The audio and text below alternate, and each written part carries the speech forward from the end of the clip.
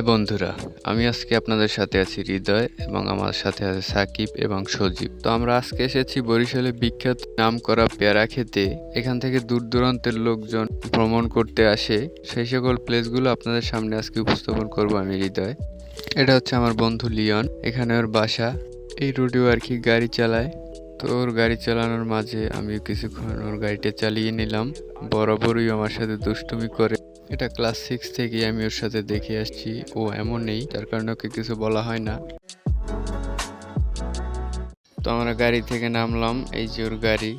ও দেখবেন আশেপাশে রাস্তার এই সাইডে তারপরে এদিকে পুরো পুরো এরিয়া জুড়ে আর কি পেয়ারা ক্ষেত। তো আমরা ঢুকবো একটি বাঁশের চার পেরিয়ে। তো দেখতে পাচ্ছেন পেয়ারা ক্ষেত এমনিতেই দেখা যাচ্ছে। সজীব ঢুকলো একটা কান্দিতে, সাকিব ঢুকলো আর একটা কান্দিতে, ও আমি ঢুকবো আর গিয়ে আর একটা কান্দিতে, আর ওই যে বন্ধুটা লিওন ও ঢুকেছে আর একটা কান্দিতে। ওই যে ও ঢুকেছে এইটায়, তিনজন তিনটায়, আর আমি ঢুকবো আর একটায়।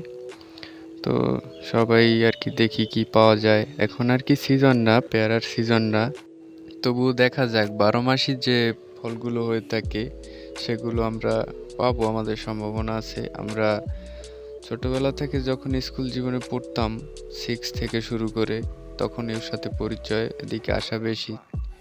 তো সেই সুবাদে আমরা যখন স্কুলে পড়তাম, দেখা গেছে 1 পিরিয়ড 2 পিরিয়ড করে স্কুল স্কুল ফাঁকি দিয়ে আসতাম। শীতের দিন নেই, বৃষ্টির দিন নেই, যখনই মন চাইতো তখনই আসতাম পেয়ারা খেতে। তো তখন কোনো সিজন লাগতো না, আমরা সচরাচর সবসময় এলেই পেতাম।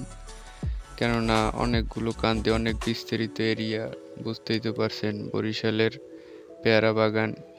দূর দূরান্ত থেকে লোক আসে। আমার শোনা মতে, আমি দেখিনি, তবে চায়না থেকেও শুনেছি লোক এসেছে, চায়না থেকে এসেছে, অনেক দেশি অ্যাক্টর এসেছে, ভিডিওতে দেখেছি। তো এইসব কান্দিতে এসেছে। এই সাইডে একটা রিসর্ট আছে, রিসর্ট একটা না অনেকগুলো আছে, পর্যটন কেন্দ্র যেগুলোকে বলে, সেগুলো আর সুন্দর। সেখানে চলচ্চিত্র জগতের অনেকেই এসেছে এবং চায়না থেকে লোক এসেছে, আরও বিভিন্ন দেশ থেকে শুনেছি লোক এসেছে। সেখান থেকে আমাদের আর কি এই পেয়ারা বাগান কোরিয়ান আর্টঘর কোরিয়ান আর কি খ্যাতি পেয়েছে। তোমরা ঘুরতে ঘুরতে অনেক পেয়ারা খাওয়া হয়ে গেল।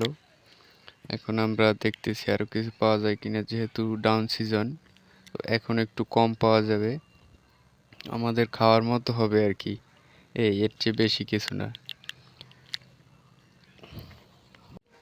তো যখন আমরা স্কুল ফাঁকি দিতাম তখন আর কি অনেক অনেক বন্ধু মিলে 6-7 জন 7-8 জন বন্ধু মিলে আসতাম।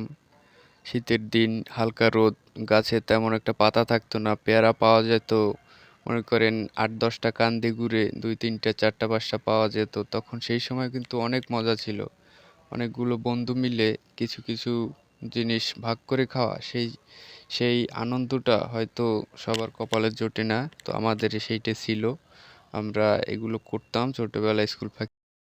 সুন্দর একটি প্যারা উপস্থাপন করলাম আপনাদের মাঝে। তো আমরা বেরিয়ে পড়েছি, দেখুন ওরা বেরিয়ে আগে নিজেদের মধ্যে কথাবার্তা চলছে, ছবি তুলবে ওরা বলছিল, এর জন্য আর কি ওরা ওদের মধ্যে কথাবার্তা চলছে, আর আমি পিছে।